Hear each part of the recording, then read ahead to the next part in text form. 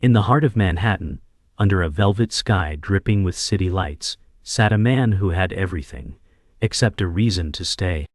Sebastian Blackwood, 32, polished tycoon, heir to a steel empire, lounged at his private table in Aurelia, the city's most exclusive restaurant. Waiters moved with choreography, pouring aged wine, and pretending not to notice his silence. His wedding was 5 days away, the headlines already printed, but the man who was about to marry into royalty looked like he was being sentenced.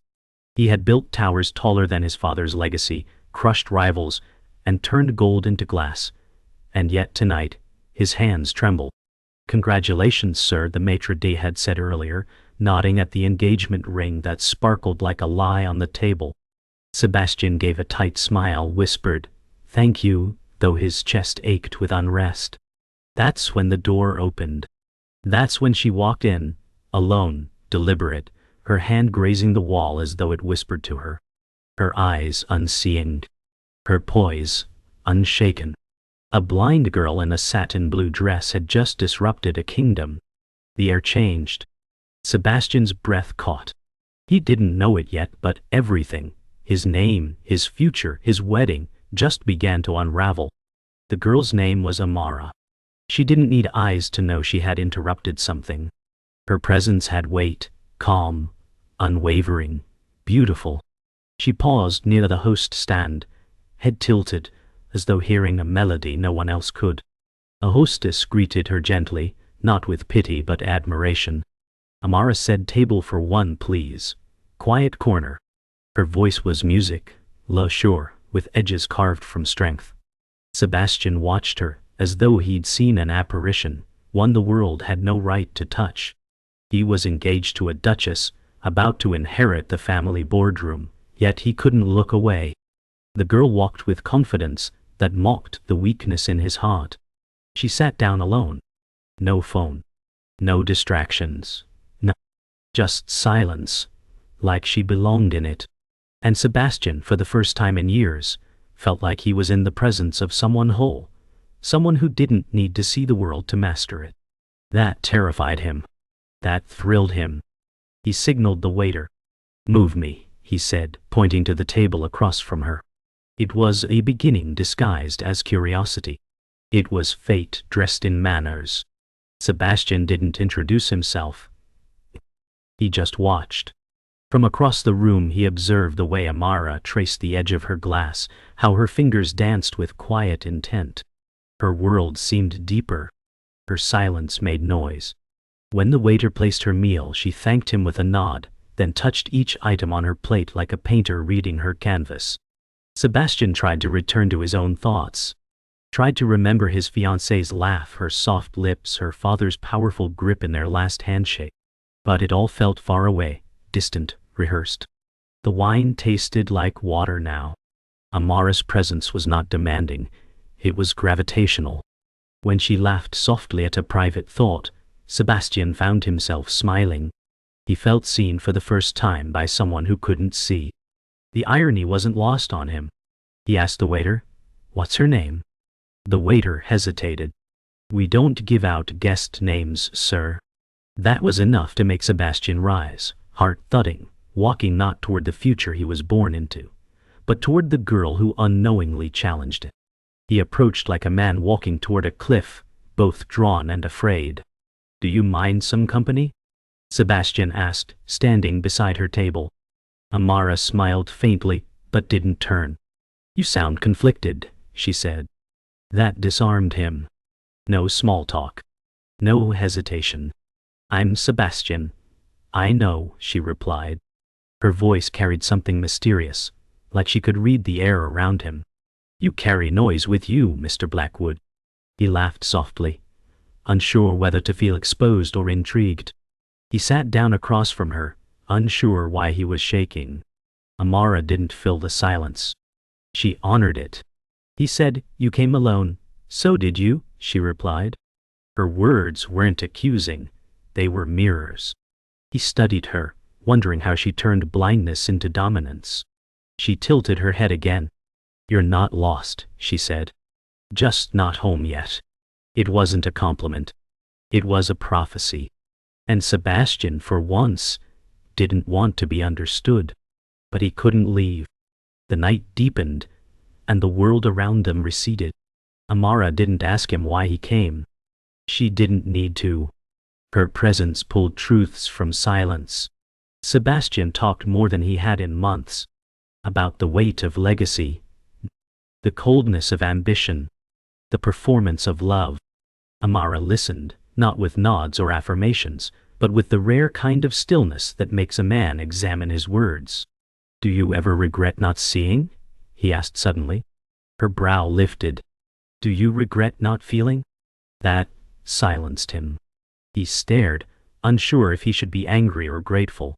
She said, "Some people see everything, and still walk blind." A long silence fell. Then she rose. "Good night, Sebastian Blackwood." No last look. No invitation.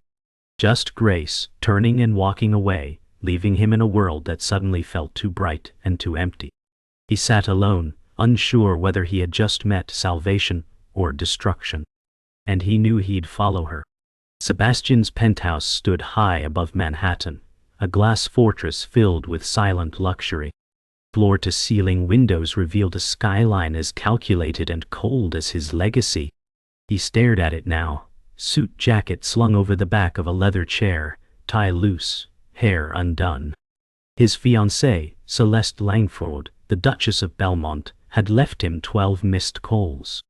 He hadn't answered one. The engagement party was tomorrow, and he was expected to speak, expected to smile. But the memory of Amara's voice haunted him more than her absence. "I'm John's Paul. Do you regret not feeling?" The question lived in his skin now. His assistant, Grant, entered quietly. "You have the charity gala at 6 and a board prep at 9.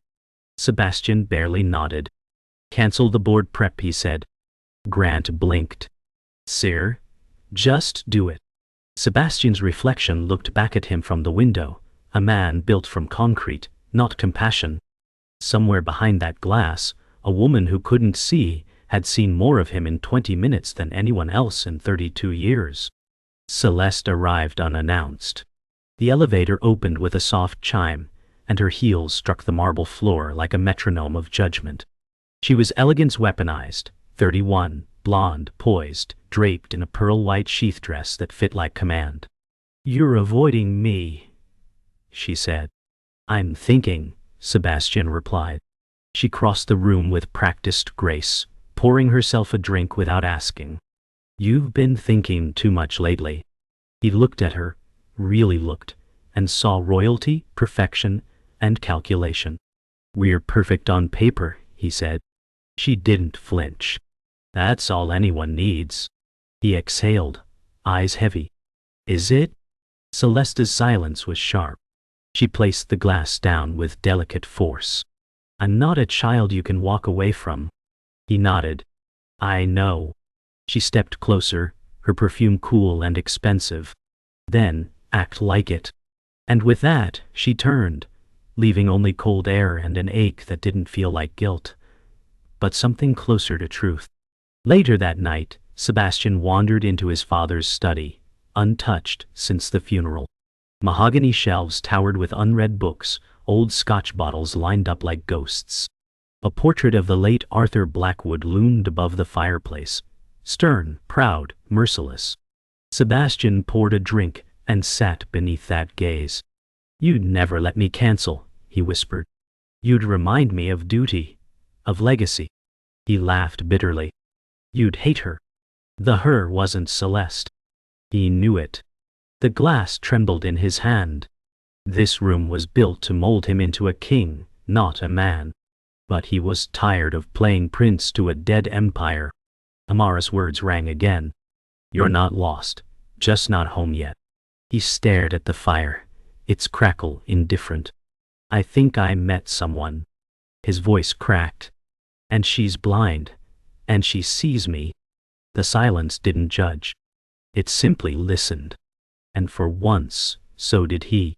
The next morning, Sebastian stood before his closet, a lineup of identical suits, all tailored for someone he no longer recognized. He chose none. Instead, he grabbed a gray pullover, dark jeans, and left without telling anyone. He found himself outside Amara's apartment building in Brooklyn, an old brownstone, weathered but dignified. He didn't know why he was there, only that he couldn't not be. He didn't knock. He just stood across the street, like a coward or a ghost. And then she appeared, Amara, stepping outside with headphones in, a cane in one hand, confidence in the other. Her face tilted toward the morning sun, calm and centered. She paused, sensing something. Then she smiled slightly and kept walking. He didn't follow. Not yet. But he knew now, he wasn't avoiding a wedding. He was chasing something else. Something real. Something that didn't ask him to perform, but to feel. That night, the engagement party was a dream of marble and illusion. Crystal chandeliers, silk gowns, guests with teeth too white and laughs too loud. Sebastian stood at the center, a crownless king in a velvet tux, surrounded by applause and eyes. Celeste raised her glass, dazzling and detached. To the future Mr. and Mrs. Blackwood. He clinked his glass. He smiled. But inside, he screamed. Every toast echoed with lies. Every handshake felt like a leash. He drifted through the night like a ghost in his own celebration. When Celeste leaned in to kiss him for the cameras, he turned slightly. Just enough for the flashbulbs to miss. Just enough for her to feel it. Her eyes narrowed, and he knew she knew. The party went on, a symphony of pretense. But inside, something had already cracked. The man everyone came to celebrate was already leaving. Amara's world was quieter but never empty. Her mornings were filled with touch, ceramic cups, braille pages, piano keys. She lived alone, and liked it that way. Her blindness was not absence, it was awareness. That day, as the sun filtered through gauze curtains, she ran her hands along the keys of her old upright piano, letting the melody find her. She didn't compose. She discovered. There was peace in her routine, clarity in her silence. She didn't know Sebastian was sitting on a park bench a block away, pretending to read a newspaper. He hadn't planned it. He just wanted to know what mornings felt like in her world. Amara's fingers danced gently on the keys, her face calm but expressive, listening to something beyond sound. When her neighbor knocked, she paused, smiled, and called, "Doors open!" She didn't flinch at the interruption. Her life didn't need to be controlled to feel whole. And that truth would shake Sebastian more than any boardroom battle ever had. Later that afternoon, Amara stepped into the community arts center, where she volunteered twice a week. Children's laughter echoed off the painted walls. She moved easily through the familiar space, tapping her cane gently along the floor. In the music room, she guided young hands to find middle C, encouraging them to listen, not just play. "Feel the rhythm, don't chase it," she said. A little boy giggled. "How do you know where the keys are?" She smiled. "I don't. I remember where they were." Her teaching wasn't about perfection. It was about courage. Outside, Sebastian stood by the entrance, watching through the glass. He wasn't sure if he belonged there, but he couldn't leave. She had built something meaningful without vision, and he, with all the world at his feet, felt blind by comparison. He didn't interrupt. He just listened. And in that moment, he realized this woman didn't just live without sight, she lived without fear. When Amara left the center, Sebastian was waiting. "I hope this isn't weird," he said, offering her a coffee. She paused, then smiled. "Depends what's in it." He laughed. "Vanilla and oat milk." "No sugar. You asked someone," she replied. "I guessed he lied." She sipped. "You're bad at lying. I'm worse at leaving," he said. They walked slowly, her cane tapping rhythmically, the sidewalk humming with passing lives. "Why are you really here?" she asked. "Because I don't know who I am anymore." Her face softened, not with pity, but understanding. "That's good," she said. "The lost ones are closer to the truth than the ones who think they've found it. My wedding is in 4 days. And you came here. I didn't mean to. Yes, you did. Her words were arrows, but they never wounded.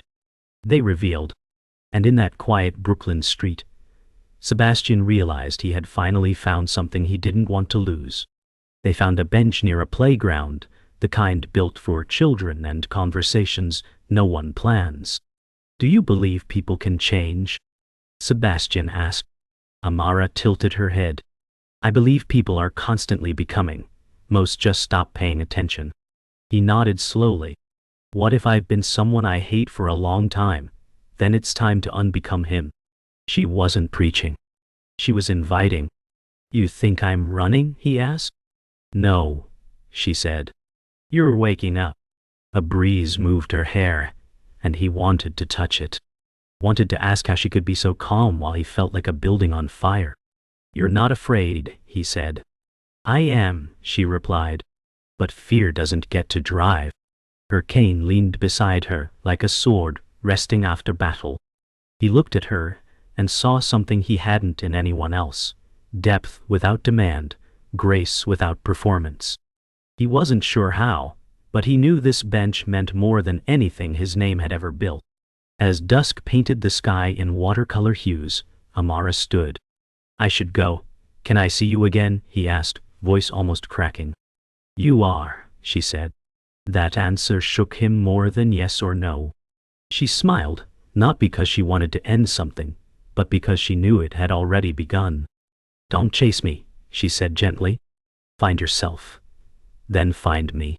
He watched her walk away, her figure dissolving into amber light and city motion. She didn't look back. She didn't need to.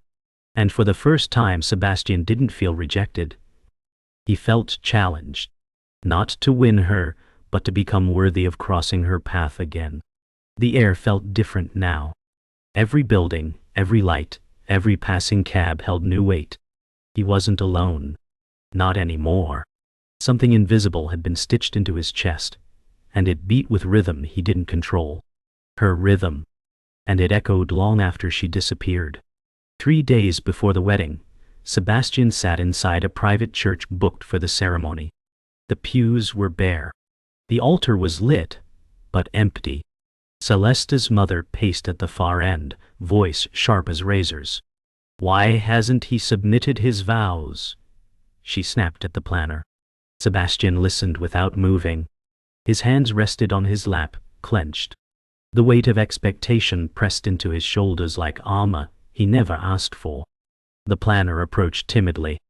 Mr. Blackwood, we just need final approval. Florals, ceremony music, guest order. Sebastian didn't blink. What if I don't want flowers? The planner chuckled nervously.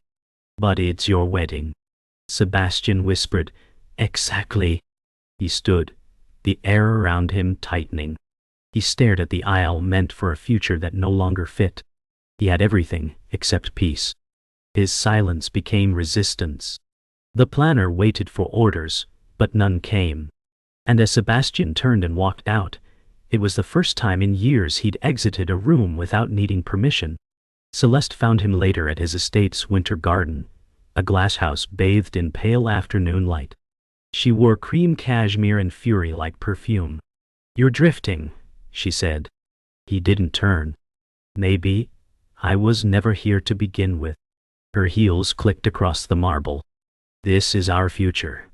Blackwood Langford. Global. Untouchable. You make it sound like a merger, he muttered. That's what it is, she snapped. This isn't a fairy tale, Sebastian. This is legacy. He finally turned. You don't love me. Her pause was brief, then brutal. And you don't even know what love looks like. His breath caught. I think I'm learning. That answer broke something in her eyes. Not heartbreak. Not rage. Just cold understanding. Then go find your little mystery. And when she leaves, don't come back. She turned with grace, sharp as glass. He didn't follow. Because for the first time, he knew not following was the right thing to do. Sebastian returned to Amara's block at midnight. The streets were quieter, gentler. The chaos of the city hushed beneath amber street lamps. He didn't knock. He simply sat across the street, looking at her window, barely lit. He didn't want to invade. He just wanted proximity. He thought about what she'd say. "Are you running again?" He smiled at the thought, a sad smile meant only for her. Somewhere in that building, she was likely reading by audio or lying in silence that wasn't empty. Meanwhile, his mansion echoed with noise. Power. Pressure. Pretending. Here, though, he felt grounded. Real. Wild. Seen. Even unseen. A door opened behind him. It wasn't hers. Just a neighbor. Still, his heart leapt. The wedding was in 72 hours. And he hadn't told anyone what he was feeling. But maybe that's because he didn't know how to name it yet. He didn't need an answer. He needed a moment. And this silence, that window, was the answer for now. The next morning, Sebastian sat in the back of his Rolls-Royce outside Blackwood Industries headquarters. Grant stood outside, briefing him with a tablet. Press tour confirmed. Prenup signed. Stock adjustments post-wedding timed. Sebastian stared blankly ahead. "I'm not going in." Grant hesitated. "Sir? I don't belong in that building today." Grant closed the tablet. "You built it." "No," Sebastian said. "I inherited it. There's a difference." Grant sighed. "You're walking away from everything." Sebastian met his eyes. "Maybe I'm walking toward something else." The car pulled away, not toward the boardroom, but back into Brooklyn. And in that moment, the empire behind him felt less like a throne and more like a cage. He had worn his inheritance like armor. But Amara had shown him something armor couldn't protect, a heart he hadn't used in years. It terrified him, and it made him feel alive. Amara answered her door to find Sebastian standing there, flowers in hand, not roses, but wild sunflowers, awkwardly wrapped in brown paper. "You look out of place," she said with a grin. "I feel it," he replied. She stepped aside, and he entered like someone shedding weight. Her apartment smelled of tea and books. Light music played softly. "You left your kingdom," she said. "I never ruled it," he replied. She nodded, offering him tea without asking his preference. He took it. No sugar. No cream. Just bitter honesty. They sat quietly. She broke the silence. "You're leaving her, aren't you?" "Yes." "Good." Then she added, "But not for me." He froze. "What?" "Don't do this because of me," she said. "Do it because you remember who you are." He looked at her, the woman who couldn't see him, yet saw everything. And in that moment he knew. Love wasn't what saved you. It was what you became after you saved yourself. 2 days before the wedding, the tabloids erupted. Blackwood cancels board appearance, cold feet, or corporate feud? The headlines spun like knives, and Sebastian let them. Inside the Langford estate, chaos reigned. Celeste's father barked orders into a phone, lawyers and publicists scrambling. Celeste sat in silence, robe pressed, hair in rollers, gaze locked on a wedding dress she no longer recognized. "Do you want to call him?" her mother asked. Celeste replied coldly, "He already called." Her voice cracked just once. With his silence. The dress hung like an accusation. Everything had been designed to be perfect, glamorous, untouchable. And yet it had fallen apart at the whisper of truth. Meanwhile, Sebastian stood on a rooftop elsewhere, wind in his hair, city sprawling below. He held his phone in hand, unlocked, screen frozen on a message to Amara he hadn't yet sent. He deleted it. Then typed, "I'm not running anymore," and hit send. The next morning, Sebastian walked into the Blackwood boardroom for the final time. The room smelled of steel and legacy. Suits turned as he entered. Shareholders, uncles, advisors, faces shaped like weapons. "We're days from merger," one barked. "This wedding isn't optional." Sebastian placed a single page on the polished table. "I'm stepping down." Silence shattered the air. This company was built on your name, someone hissed. Exactly, he said. My name, my choice. His uncle rose. You're throwing away your birthright for what? A girl? Sebastian met his eyes. For a man I can look at in the mirror.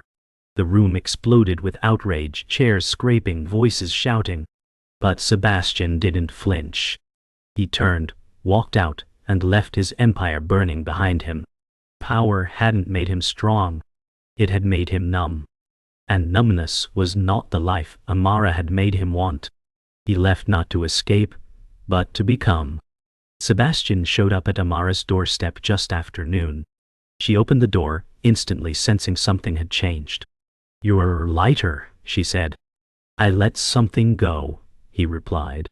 The empire? The illusion? She stepped aside. He entered, not with hesitation but peace. You're not here to escape, are you? She asked. No, he said. I'm here because this is where I started breathing again. She made tea. No questions. No declarations. Just presence. He sat on the rug near the piano, like a boy who had been searching for sound his whole life. Play something, he asked. She moved to the piano.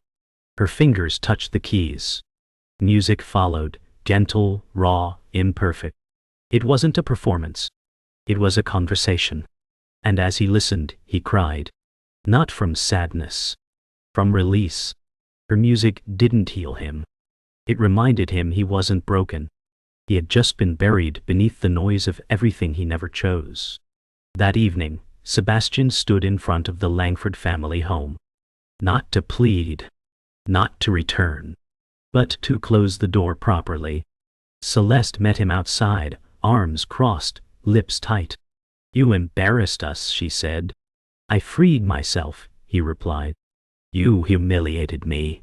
I never loved you, he said gently. Her eyes flared, then dimmed. I know, she whispered. For a long moment, silence held them. No anger. No plea. Just two people who had played a part and lost the plot. We could have ruled the world, she said. But we wouldn't have lived in it, he replied. She looked at him one last time, then turned back toward the house, the glass doors closing behind her like a curtain. Sebastian walked away, shoes crunching on gravel. The night didn't applaud. The wind didn't cheer. But something inside him finally stood tall. Not for pride. For peace.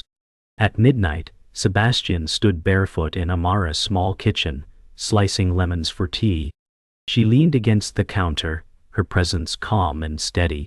You really did it, she said. I had to, he replied. For you? She asked. No, he said. For me, so I could stand here and mean it. She reached out, touching his chest lightly. You feel different. He smiled. I am. The kettle whistled. He poured 2 cups, their hands brushing. No fireworks. No music swell. Just 2 people in the quiet aftermath of choice. What happens now? She asked. Whatever we want, he said. Together, she whispered. If you'll have me. Her nod was small, but enough. And in the smallest kitchen, with the smallest movements, the biggest chapter of their lives began, not with a wedding, not with a vow, but with truth steeped in tea and lit by quiet grace. The headlines came fast and ruthless. Tycoon abandons empire and bride. Is this the fall of Blackwood? Sebastian didn't hide. He walked the streets like a man who'd traded the crown for clarity. Former associates sent legal threats. Investors screamed betrayal. Paparazzi staked out Amara's block. But through it all, he stayed still. The chaos outside didn't shake him anymore. One morning, Amara came home to find reporters snapping shots of her doorway. She laughed. You sure know how to pick your drama. Sebastian offered a sheepish smile. They'll get bored eventually. And if they don't, then we live louder than their noise. That night, they lit candles and danced in the living room to music from her old stereo. No one filmed it. No one sold the rights. It wasn't for the world. It was for them. Sebastian was no longer the heir to a dynasty. He was just a man in love. And for once, that was enough. But consequences came. Sebastian's accounts were frozen, pending internal investigation. His apartment, his cars, all seized as collateral. One night he sat at Amara's tiny kitchen table, holding a notice in his hands. She poured tea like nothing had changed. "You okay being poor?" he asked. "You okay being real?" she countered. He looked up, startled. She smiled. "Money never made you worthy. It only made you louder." He chuckled bitterly. "I've never written a resume." "Then we start there," she said. They spent that night building a future on nothing. Laptop open. Job search tabs. Brainstorming what he could do without his last name. It was terrifying, humbling, beautiful. Every sentence typed felt like stitching a new man into existence. He wasn't trying to rebuild the empire. He was trying to build a home. Not with gold. With truth. And her voice was the only sound he trusted in the silence that followed. Amara took him to the garden behind the center she taught at. It wasn't large, but it bloomed wildly, flowers in rebellion against concrete. She handed him a small shovel. "You've never planted anything, have you?" He laughed. "Not unless interns count." She knelt beside him, guiding his hands. "You don't need to fix the world," she said. "Just tend to the one in front of you." His fingers touched dirt. Real messy, alive. The first hole was awkward. The second better. By the third, he wasn't thinking. Just feeling. "Why does this matter?" he asked. "Because growth doesn't happen in boardrooms," she replied. They stayed in silence, hands dirty, knees stained, breathing air not filtered through glass. It was the first time he'd felt small and free at once. He hadn't built this garden, but now he was part of it. And for once, that was more powerful than owning it. Sebastian found work. Not as a CEO. Not even as a consultant. He took a part-time role in logistics at a small nonprofit. No corner office. Just purpose. Amara joked, "You went from Forbes to forklifts." He grinned. "And I sleep better now." Each day he learned the dignity of labor. Each evening, he returned with tired hands and an open heart. One night, Amara found him asleep on the couch, documents still clutched in his hand. She didn't wake him. She just covered him with a blanket, touched his forehead gently, and whispered, "You're becoming." He stirred, eyes half open. "Did I lose everything?" "No," she said. "You just stopped needing everything that never mattered." He smiled, already asleep again. For the first time in his life, exhaustion was not failure. It was proof he had finally lived. And in that small, ordinary home, greatness found a new definition: peace. It rained the next morning, soft and rhythmic. Amara stood by the window, face tilted toward the sound. "You like rain," Sebastian said. She nodded. "It makes the world sound softer." He stood behind her, arms loosely around her waist.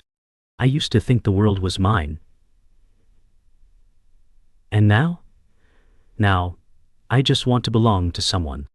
She turned slowly, placing her hands on his face. "You already do." No wedding vows. No choir. Just two people in quiet understanding. The rain tapped on glass like applause. He rested his forehead against hers. "You made me better." She smiled. "No, you just stopped pretending." Outside, the city blurred in water and light. Inside, two souls stood still, not needing to go anywhere. Because for the first time, love wasn't a performance. It was presence. And it didn't need to be seen to be real. 6 months passed. The world had moved on, but Sebastian hadn't gone back. He didn't miss the glass towers or golden gates. He didn't need them. Amara's apartment, once a temporary shelter, had become his home. One morning, she handed him a key, not in ceremony, but in trust. "In case I'm not here," she said. He took it like it was made of gold. That day he received an offer, a speaking gig at a global ethics conference. They wanted the fallen heir to talk about loss, truth, and reinvention. Should I do it? He asked Amara. She smiled. Only if you're telling the truth, not selling it. He accepted. Not to reclaim power, but to share peace. On stage he told them, I didn't fall.